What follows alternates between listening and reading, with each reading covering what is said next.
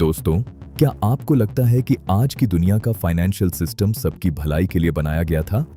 अगर हाँ, तो आप एक बहुत बड़े धोखे में हैं। जुलाई 1944, जब पूरी दुनिया वर्ल्ड वॉर 2 की आग में जल रही थी, तब न्यू हैम्पशायर के एक सुनसान पहाड़ी होटल में 730 लोग एक सीक्रेट मीटिंग कर रहे थे। बाहर लोग मर रहे थे और अंदर ये लोग आपकी मेहनत की कमाई का सौदा कर रहे थे। ये कोई नॉर्मल मीटिंग नहीं थी, ये एक ऐसी साजिश थी जिसने तय किया कि आज आपकी जेब में रखे पैसे की वैल्यू क्या होगी। आज हम उस पर्दे को उठाएंगे और देखेंगे कि कैसे 80 साल पहले एक बंद कमरे में आपका फ्यूचर लिख दिया गया था। 1944 में हालात बहुत खराब थे। देश के देश कंगाल हो चुके थे, फैक्ट्री आन रख बन चुकी थी और खाना खाने तक के पैसे नहीं थे। लेकिन इस तबाही के बीच सिर्फ एक देश था जो सबसे अमीर बनकर उभरा, अमेरिका। क्यों? क्योंकि दुनिया का लगभग सारा सोना, गोल्ड उनके पास पहुंच चुका था। इसी वक्त माउंट वॉशिंगटन होटल में ये 730 लोग इकट्ठा हुए। दुनिया को बताया गया कि ये मीटिंग सबको गरीबी से निकालने के लिए है, लेकिन पर्दे के पीछे कुछ और ही गेम चल रहा था। वहां 2 बड़े खिलाड़ी थे। एक तरफ था ब्रिटेन का सबसे बड़ा दिमाग जॉन मेनार्ड कीन्स और दूसरी तरफ था अमेरिका का एक तेज तर्रार अधिकारी हैरी डेक्स्टर व्हाइट।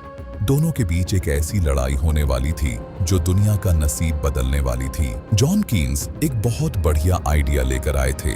उन्होंने कहा, एक ऐसा ग्लोबल पैसा बनता है जिसे कोई एक देश कंट्रोल न करे। उन्हें इसका नाम रखा था बैंकोर। अगर बैंकर मान लिया जाता तो आज किसी एक देश की दादागिरी नहीं चलती। लेकिन यहाँ आता है असली ट्विस्ट। अमेरिका को दादागिरी चाहिए थी। हैरी डेक्स्टर व्हाइट ने कीन्स की एक ना सुनी। अमेरिका ने अपने सोने, गोल्ड का लूट दिखाया और दुनिया को मजबूर कर दिया कि वो सिर्फ डॉलर का इस्तेमाल करे। नियम ऐसे बने कि डॉलर को सोने, गोल्ड से जोड़ दिया गया और बाकी सारी दुनिया की मुद्राओं को डॉलर से, यानी अब डॉलर ही असली राजा था। बिना डॉलर के कोई देश बिजनेस नहीं कर सकता। कीन्स चिल्लाते रह गए कि ये आगे चलकर सबको कर्जे में डुबो देगा, पर किसी ने उनका पालन नहीं किया। लगभग 30 साल तक सब ठीक चला, लेकिन फिर वही हुआ जिसका डर था। अमेरिका ने ज्यादा मात्रा में डॉलर प्रिंट करने शुरू कर दिए। जब बाकी देशों को शक हुआ और उन्होंने अपने डॉलर के बदले गोल्ड मांगा, तब सिचुएशन बदल गई। 15 अगस्त 1971 को प्रेसिडेंट रिचर्ड निक्सन टीवी पर आए और उन्होंने एक बड़ा फैसला लिया।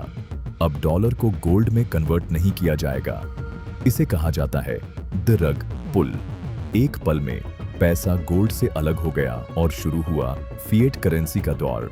अब सेंट्रल बैंक्स बिना किसी फिजिकल लिमिट के पैसा प्रिंट कर सकते थे। अब आप सोच रहे होंगे, इससे मेरा क्या लेना देना? लेना देना है, और बहुत बड़ा है, क्योंकि डॉलर वर्ल्ड रिजर्व करेंसी है। इसीलिए अमेरिका की पॉलिसीज का असर पूरी दुनिया पर पड़ता है। जब ज्यादा पैसा सिस्टम में आता है तो उसकी वैल्यू कम होती है, और यही है इन्फ्लेशन। इसे कई एक्सपर्ट्स इनविजिबल टैक्स कहते हैं, यानी बिना सीधे टैक्स दिए भी आपकी परचेजिंग पावर धीरे धीरे कम होती रहती है। इस सिस्टम ने ग्लोबल इनइक्वालिटी को बढ़ाने में भी भूमिका निभाई है। लेकिन अब सिचुएशन बदल रही है। 2026 में कई देश जैसे BRICS nations, India, China, Russia dollar dominance को चैलेंज कर रहे हैं। दुनिया नए ऑल्टरनेटिव्स खोज रही है। इसी के साथ आ रही हैं CBDCs, central bank digital currencies. क्या ये फ्यूचर का सॉल्यूशन है या फिर सिस्टम का एक नया वर्जन? दुनिया अब एक नए मॉनेटरी एरा की तरफ बढ़ रही है। 1944 की वो मीटिंग इतिहास का एक टर्निंग पॉइंट थी। उस समय लिए गए फैसलों का असर आज भी हमारी इकोनॉमी और डेली लाइफ में दिखाई देता है। पैसा सिर्फ कागज नहीं है, पैसा पावर है, और जब रूल्स बदलते हैं तो दुनिया भी बदलती है।